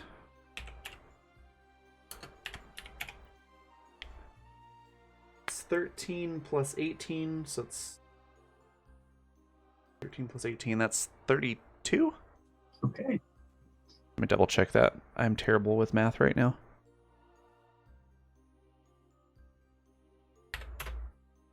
$31, sorry. Well, either way. What does this look like as Othi finishes off this thing? Oh, it's dead? Oh, damn. Well, as you do this attack, what does this one look like? You're on top of a boulder right now, and it's a little bit away from you. Yeah. So I think, Othi's got, shield in the left hand, big war hammer in the right hand. And as she swings back, this like sort of white lightning kind of crackles through the war hammer as she adds the smite to it. And she just goes, "Pay attention to me!" And then just slams down on this thing with an explosive kind of boom of crackling white hot energy as she smites it. As your crackling warhammer crunches through the bark and the branches of this creature, this plant, it falls. As the liquid starts to pour out of it more and more, the branches of the roots calm as the liquid speeds up. And out of the bits and pieces, you can see that little small thorns start to merge and grow out of these branches as they all shoot out. And everybody in that 30-foot cone, right in front of it, which would include Othi, Virhin, Ben is up top. That would be Marosha and Avery, need to make a Constitution saving throw for me, please. Okay. Even though I use my cunning action to like swervel around it, I'm still in the cone. Did you move behind it? What I perceive to be behind it, because I know it doesn't have a face. Okay. In that case, no, you would have been on the opposite side. Also, if you're within 10 feet of me, you get +2 on this throw. Wonderful. That's a 9 for me. Okay. With Othi's bonus, Farhan is at a 29. Okay. Oh, is it a poison effect? It is not a poison effect, but it might be poison damage. Okay. I do get an advantage against poison is why I ask. Okay.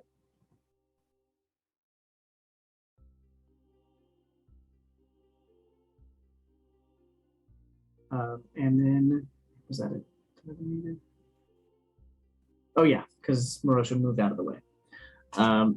As Viren, you are able to change your body in a way and move where none of these thorns hit you. But Othi, you get hit by a few of these things as you are directly in the blast radius right in front of this thing. As you need to, well, maybe, take 35, on a failed save, take 35 poison damage. Viren, some of them still pass through you in an odd way. You're going to have to take half of that. Okay. I have resistance to poison as well. Okay.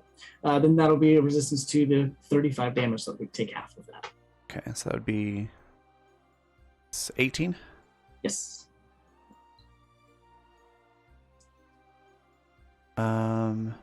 Was that also a spell effect? That was not a spell effect. Okay, cool. That kind of looked like this thing's maybe one of its last abilities before it stopped. That makes You sense. have poison mastery, don't you? Like I do.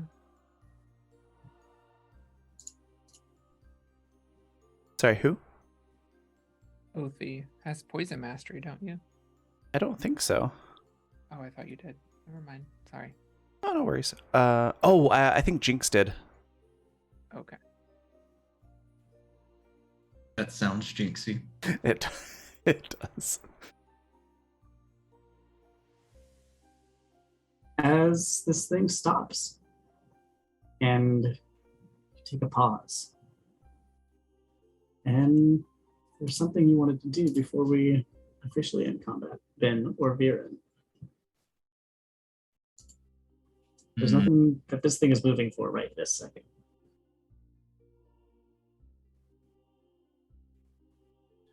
Does the place where it came from, the husk of it, does that still look like it's got any viability, or is it like done? What do you mean? Like the Like, branches themselves? Yeah, does this still look like a living plant? Like, if we leave this alone, will it regrow and possibly come back to kill us? It never truly looked like a living plant. It looked Okay. like several dead plants that were all managing to stay alive. Whether on its own or with some help, right now it doesn't look like it has the same vigor that it just did. Okay, cool. Then Varen's good. Okay. Yeah, Ben is going to, once the explosion of thorns is done, he is going to cautiously come back down and land, probably good 15 feet away from this thing, still out of the rough terrain. Well, Yeah, you have been moving through the rough terrain a little bit. oh, it's a cool place, and they say it gets colder. I see what you did there. Yes, things will get cold, but then they will get warm. As Ben kind of puts the arcane firearm away.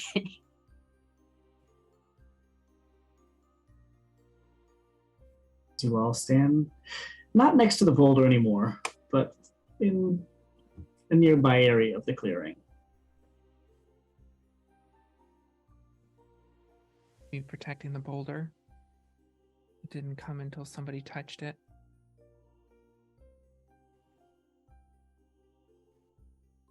Do we think there's something in or under the boulder? Othi says as she sort of winces and pulls some of these thorns out. Possibly. Do we see any reaction from the boulder? Has it changed to do anything? Boulder has not moved.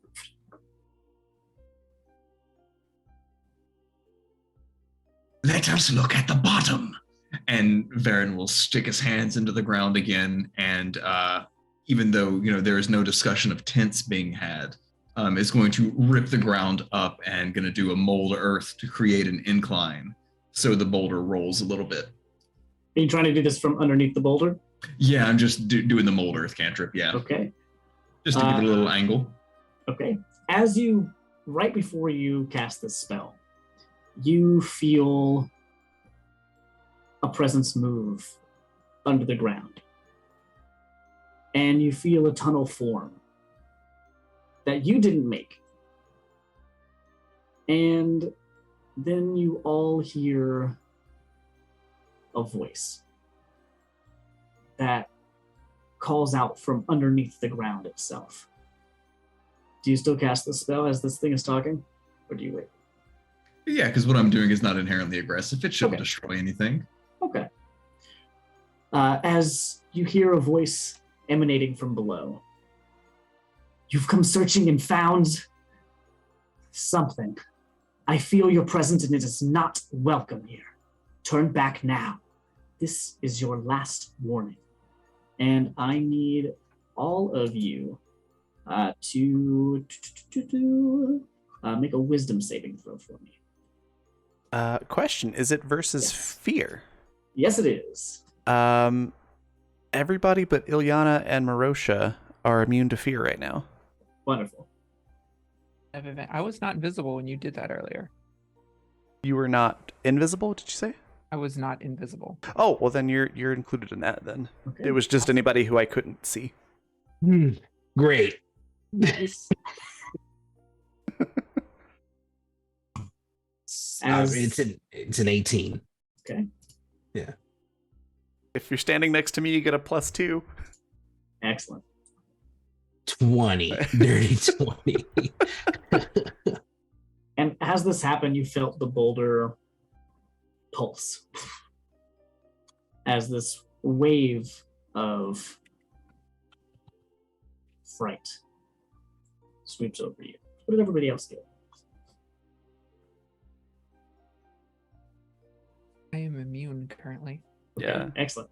I didn't roll. Oh, we're sorry. immune. It is immune. Same. Sorry, it's not an event. My bad. Excellent. Great. Perfect then. You feel it hit you and nothing affects your systems. Thanks to Othi. But you do notice that there are more things moving off to the sides as more plants start to emerge into the center of this clearing. As you heard this voice say, to go away. Perhaps Ben we could does. talk. Kind of look at Viren. Maybe we should put the boulder down and slowly back away from it. Whose land do we trespass on that we might make amends? Yeah, that. Reminds me of that scene in Goonies where they move the boulder and all the bats come out. Hey, Brandon, God put the boulder there. I'm pretty sure it's for a reason. I will not be giving my name to anybody that I do not know. That was your last warning.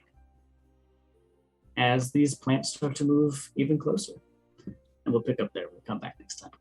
Fuck. I was gonna go, wait, can we introduce ourselves then? Oh, that was great. I'm terrified and excited about next week. We're gonna raid soon, but before we do, I want to give everybody a chance to talk about their favorite part and where we can find them, and anything they'd like to share or plug. We'll go opposite from how we did intro, so we'll start with Andy. Hey, I thought that was very fun. I think my favorite part, though, was probably Marosha and Daphne. Just hanging out. I'm so sorry, Denise. I'm so sorry, Denise. She's gonna haunt me in my dreams tonight now, and it's gonna be worth it. But The one in the box will be you. Oh, stop. If only. I think that was one of my favorite scenes, though, is that whole interaction, because I did not expect anyone to want to talk to the doll. And that's very good. The fight was very fun, though, too. But I like all the RP that we got to do tonight. As far as where you can find me next, it is next week back here or on the internet sometime. I've been pretty slow on there, but, maybe we'll post stuff eventually. But we do have a couple of new things popping up. And the Animon podcast is in the works right now. We're doing some pretty cool work behind the scenes, doing some casting right now, and we'll get more details and stuff out about that over the next couple of weeks too. So that'll be really cool. Yeah. Very excited to start doing that one also. You can find me online at Martinez Tweets, or that's pretty much the one right now. Martinez streams on Twitch when we actually get up there and do that. But next week here, for sure. I'll see you then. Awesome. Zan, what was your favorite part? Where can folks find you? Anything you want to share? All that good stuff. Yeah, I'm Zan, or Insanity TTRPG most places. Favorite part. See, Andy kind of hit on it a little bit, but I want to bring it back to a recurring theme. I love when we can have party unity moments over shitting about Marosha's terrible luck with women. Just anytime we can all share this common moment of camaraderie while just razzing the shit out of Marosha. It's great. Huge fan. Yeah, as far as stuff that I'm doing that you can catch me in, I have some public stuff that's like more professional leaning coming up here in a bit, but I don't have the full details on them yet, so won't talk about them now. But what I can talk about is the fact that Super Suits is launching this week. Super Suits is the audio drama that I worked on last year with the wonderful folks over at the Faustian Nonsense Podcast Network. The trailer is up right now on your favorite podcast player, and it's really fucking funny, y'all. Like it's good. It's so good.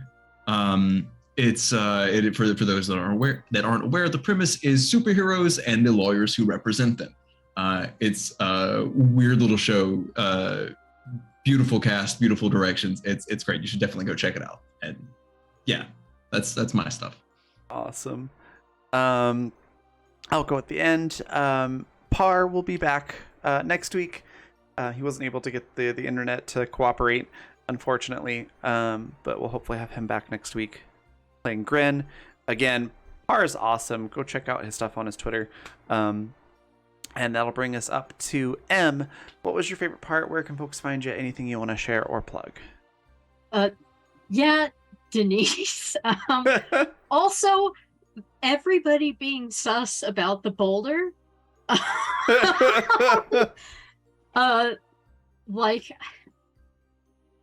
Like us approaching it like monkeys at a monolith.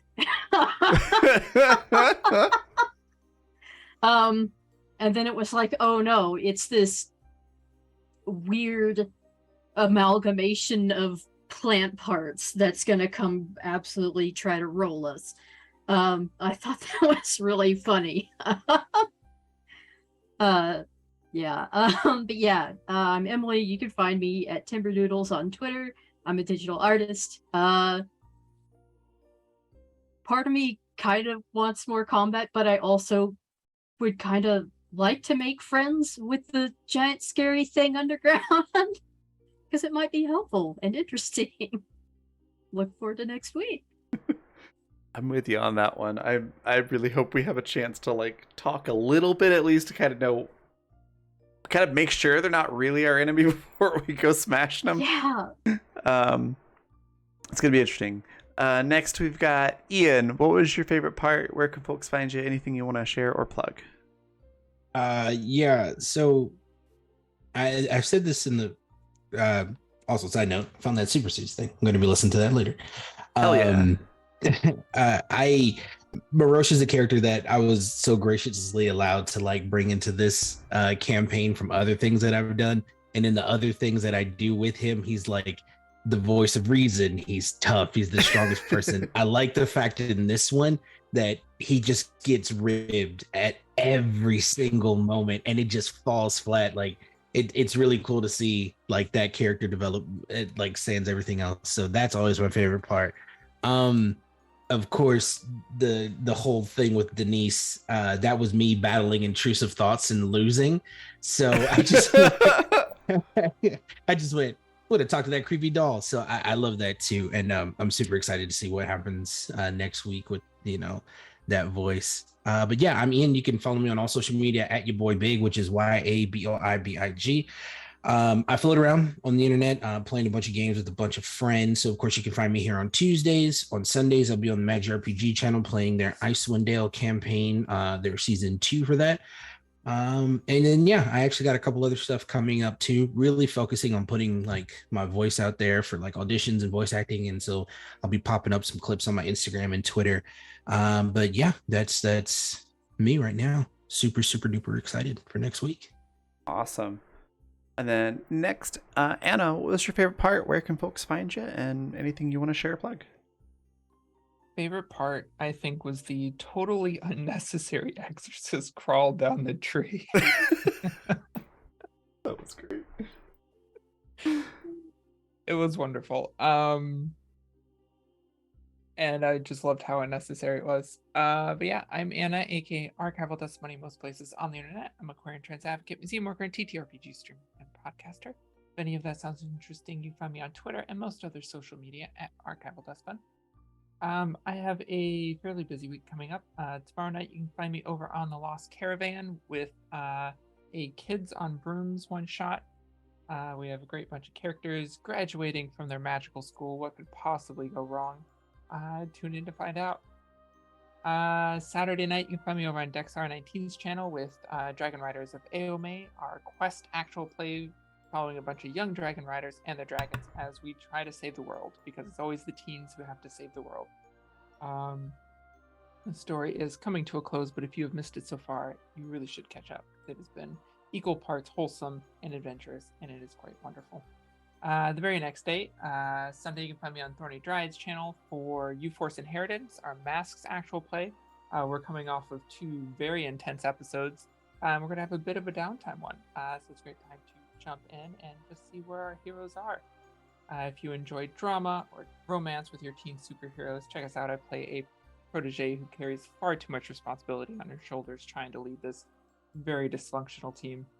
And then next Wednesday, the 8th, Morphs in the Swamp, our Animorphs Blades in the Dark campaign, is returning for season 2 on Valdrian's channel. So if you love child soldiers and trauma and morphing into animals and fighting very graphic battles, it's great. We are picking up immediately where we left off last season. You still have plenty of time to catch up. All of that is available on Val's YouTube if you have not seen it. But if you know Lance, or if you know Animorphs, I think you can pick it up pretty quickly if you tune in for that.